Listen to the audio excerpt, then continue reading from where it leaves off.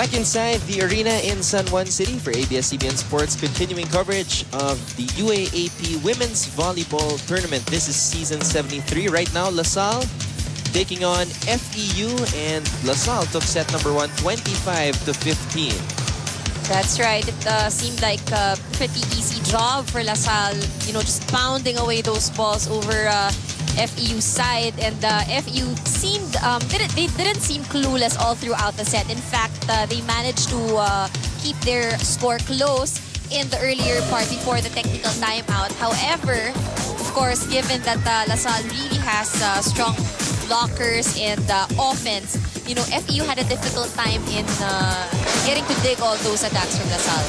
It was their inability to figure out the blocking of LaSalle that did them in towards the latter part of that set. And of course, service unforced errors just like that. They did have an unforced error to end the set, so those are some of the things that they need to work on going into set number 2. And you know what I also noticed from FEU is that they seem to be always expecting an attack from LaSalle. Whenever LaSalle would bring the ball over from a drop ball, their feet is just like flat on the ground with no attempt to even, you know, go near the ball. And maybe something that they would have to work on coming into the second set. And we see numerous block attempts of LaSalle, successful block attempts at that, as we take a look at the statistics right here. Incredible difference we have in the number of attacks. 5 points for FEU as compared to LaSalle's 16. In terms of blocking, halos magkadikit lang. 3 points for FEU. LaSalle had 4. But LaSalle scored, and FEU had scored 3 from the unforced errors of LaSalle, and LaSalle had 7 from FEU's unforced errors. Let's see what type of adjustments FEU will make here in set number 2. Thank you to everybody watching right now on Studio 23. This is LaSalle against FEU in the 73rd season of your UAAP Women's Volleyball Tournament. Another block to start off this set by LaSalle. Vargas getting roofed right there.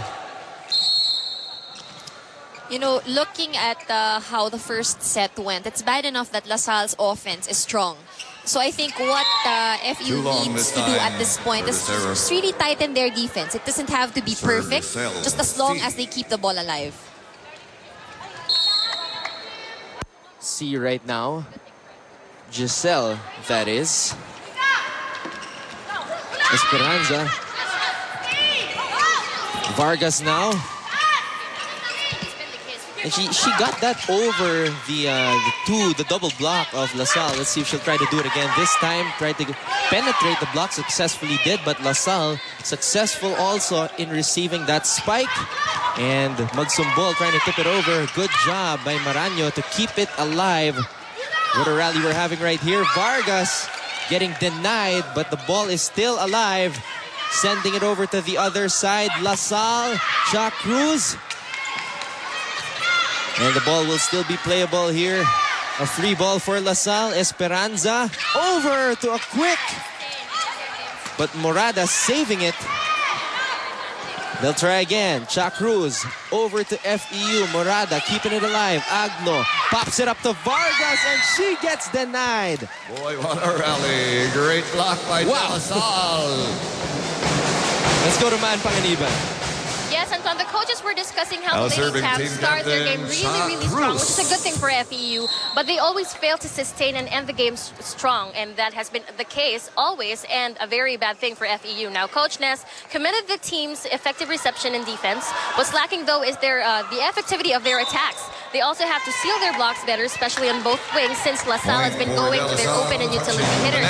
On the offensive end, it is expected that the TAMs exude more confidence in delivering those attacks. I even heard rookie Vargas tell her teammates, "Wag tayong matakot, kamay lang ang bumablock sa atin. Isipin natin, board yan. Pag pumapalo tayo, dapat masira yung board." Anton and Ann? That's a nice way of putting it. After some time nga naman, if you hit the ball over and over and over again in a board, masisira nga naman yun. And that's also nice to have a rookie like Vargas, who we noticed early on in this season as we were impressed with her power and her vocal her vocal ability seems to be also good. They need a voice on this FEU team. And it's important, actually, from what Man reported, itong si Vargas, what we can see there, it's may tapang eh. She's, I guess, confident in a way, and mukhang hindi naman umaatras. Kasi parang nga namang board lang daw ang nag-block sa kanila. Just outside for Jackie Alarca. You know, somebody really has to step up. 11 rookies on this FEU team, and a lot of big names gone from this team last year, as I mentioned during our pregame, and 12 players gone from this 14 Lady Tamaraws lineup as Vargas. Much too strong. Well, for Rosemary Vargas. I don't know if she has an imaginary board in her head every time she spikes that ball, but that was way too high, even for the block of LaSalle. That's right. You know, for FEU so far, I haven't seen much from Maika Morada. So far, she's been pretty silent, and it has been Vargas who has done a lot for the Lady Tamaraws. That's right, Maika Morada. This is actually her 4th season after missing last year to focus on her studies. So she took a year off, so maybe nabibigla siya.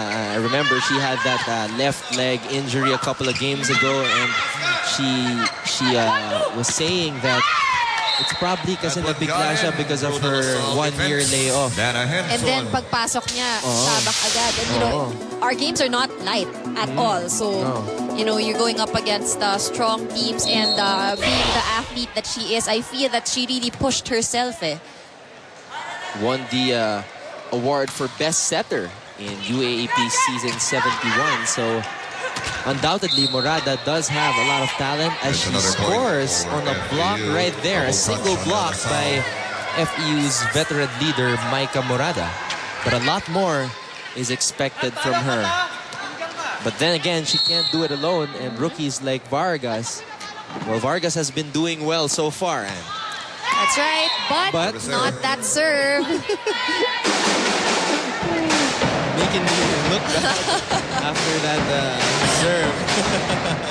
No, but seriously, FEU, as I was saying, lost a lot of yung mga pangalan na matunog.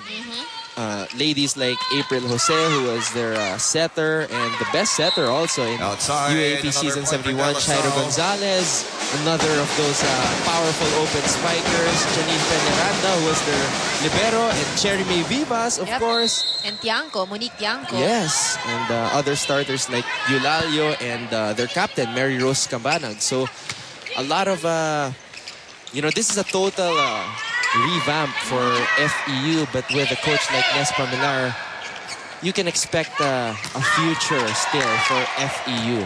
You know, I think naman for Coach Nes, like entering this season, his goal is really not to win a championship, you know, or anything like that. Of course, at the end of the day, he knows that his team is young. It's composed of all rookies except for Maika Morada. I guess yung goal dyan is to have at least a decent score, if not a win over the weaker teams. And perhaps even an upset if they can against the top tier teams like LaSalle right now. And as of the moment, they are within striking distance still, but like what happened in the first set, LaSalle pulled away during the latter part. But right now, FEU with the lead as we go into our first technical timeout of the second set.